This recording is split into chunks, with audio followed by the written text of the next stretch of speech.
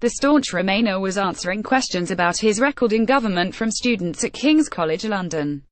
Mr. Blair, who led the country for a decade until 2007, maintained he strongly made the case for European reform, particularly during his reign as EU President in 2005, but without much success.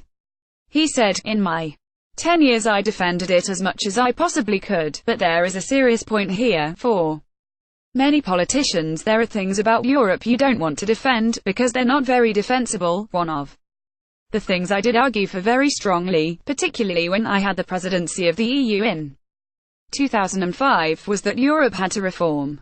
GETTYTony Blair said Europe must reform as he admitted struggles in protecting the bloc against Brexit. "I think today Europe has to reform. It's a problem for all of us who are making the pro-European case, when it means you have to defend everything Europe does and you don't necessarily want to do that. Believe me, compared with my predecessors and my successors, I was defending it pretty hard." Mr. Blair also rejected any notion that the actions of his Labour government contributed to Brexit, claiming they tried as hard as possible to make the case to remain in the EU, but the former Prime Minister again hit out at those led the charge and those that voted for Britain to leave the bloc, claiming he takes no responsibility whatsoever for it happening.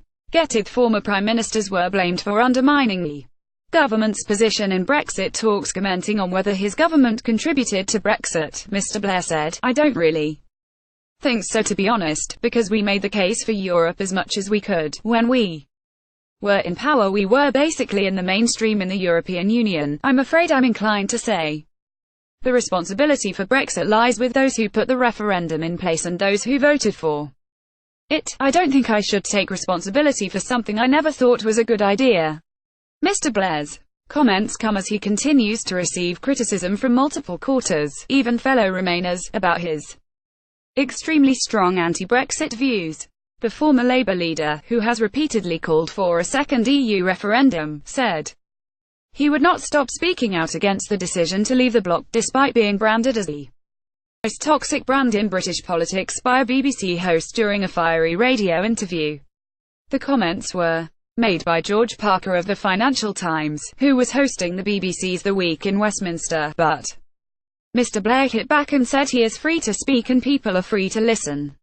Social activist and co-founder of non-profit organisation Daughters of Eve Nimco Ali had also urged her fellow Remainer to back off from the Brexit debate, blaming Mr. Blair and John Major for the undermined position of the UK government in the Brexit negotiations.